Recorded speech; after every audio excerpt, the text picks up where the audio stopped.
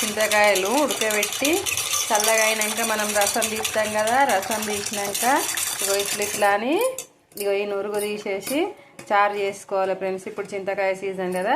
ఈ చింతకాయలకేంచి దియ్యకపోతే సడిదవుతుంది, దగ్గులవుతుంది, గొంతు దగ్గర పడుతుంది. ఈ నురుగు తీసేసి చేసుకున్నాం అనుకోరి మంచిగా ఉంటుంది. అది చూసిరా ఎట్లా వస్తుంది.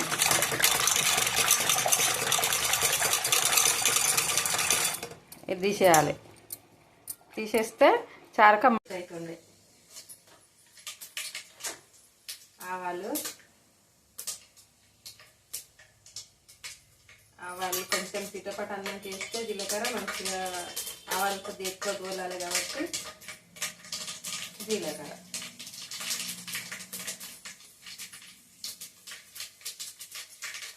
తర్వాత ఎండుమిరపకాయలు, 2 ఎండుమిరపకాయలు, 4 పచ్చిమిరపకాయలు. సొరకాయ దొరకలేదు ఫ్రెండ్స్. సొరకాయ ఇద్దామంటే సొరకాయ రేట్లు ఏమన్నా వెళ్ళిపోయినాయా. 40 రూపాయలు, 50 రూపాయలు, 30 రూపాయలు ఉంటాయి. ఒకప్పుడు 10 రూపాయలకు సొరకాయ వస్తుంది. ఇప్పుడు వినడానికి లేదు 10 రూపాయలు కదా. ఎందుకంటే సొరకాయ గుండెకు మంచిగా పండిస్తున్నారు. అందరు పెరిగిపోయింది, రేట్లు పెరిగిపోయినాయి. పండించేటోళ్ళు తక్కువ, తినేటోళ్ళు ఎక్కువ. అవి మోసుకురావడం బాగా పని కదా ఫ్రెండ్స్ మార్కెట్కి. అందుకే బాగా పెరిగిపోయినాయి రేట్లు. కానీ వస్తలేవు, కాయలు కూడా చాలా తక్కువ వస్తున్నాయి. పచ్చిమిరపకాయలు గోలినాయి. తర్వాత అల్లం వెల్లుల్లి పేస్ట్ తీద్దాం.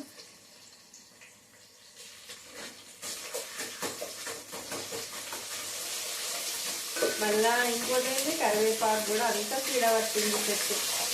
ఇంకా మంచిగా చెట్టు నుంచి తీసుకోవడం అలవాటు అయిపోయింది. కొనుడంటే కరివేపాకు కొనుడా అనుకున్నట్టు అయిపోయింది. తర్వాత ఒక టమాటా, ఒక దోసకాయ.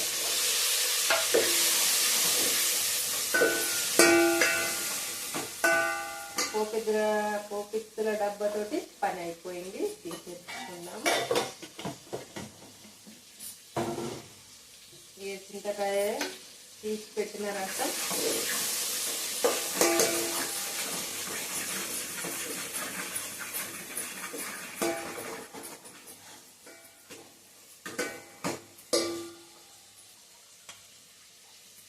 పప్పు దప్పడము అంటే కందిపప్పు. అంటే కందిపప్పు కొంచెం ఉడకబెట్టుకోవాలి. ఇక ఉడికిన కందిపప్పు ఒక చెంచా, ఇంకొక సగం చెంచా ఉంటే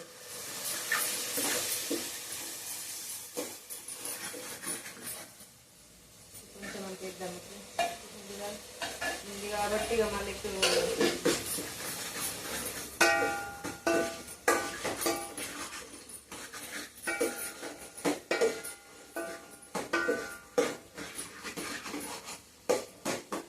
చింతకాయ రసం పోసుకున్నాం. పిండి, కొత్తిమీర లాస్ట్కి వేసుకుందాం. కొంచెం పాలగొట్టండి ఫ్రెండ్స్, ప్లీజ్ లైక్ చేయండి. కందిపప్పు దప్పడం అయితే చేసుకోరు. చింతకాయ తోటి కందిపప్పు దప్పడం మా అమ్మమ్మ సూపర్ చేసేది.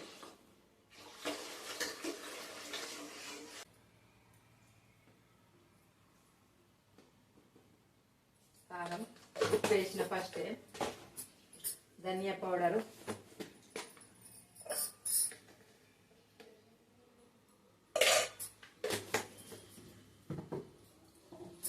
కొత్తిమీర. ఏ కొత్తిమీరనైతే వేసేస్తున్నాయి. ఇక మరిగింది ఫ్రెండ్స్. ఇక పిండి పోస్తున్న సాంబారు.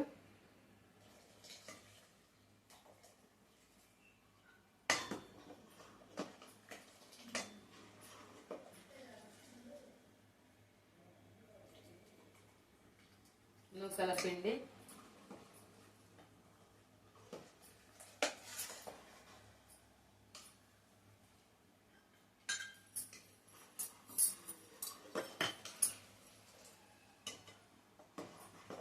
ఇంకొక మరిగిందంటే దించేసుకున్నాడే. మరిగింది ఇక బంద్ చేసుకున్నాడే. వేసేటి ఏం లేవు, అన్నీ వేసేసిన. దీన్నే దప్పడము అంటారు. నూకల పిండి పోసినాం కాబట్టి దప్పడము అంటారు. బియ్యం పిండి బంద్ చేసుకుందాం. బంద్ చేసుకొని వండిన వంటలు ఎప్పుడు స్టవ్కు అటు పెట్టద్దట ఫ్రెండ్స్. అటు పెడితే ఇంకా దేవుళ్ళకి మనం చూపించేది ఉంటుంది కదా, అప్పుడైతే పనికిరాదు. ఎప్పుడు ఈ పక్కకే పెట్టుకున్నాడు, ఎడమ పక్కకు ఉడికిన తర్వాత దించి.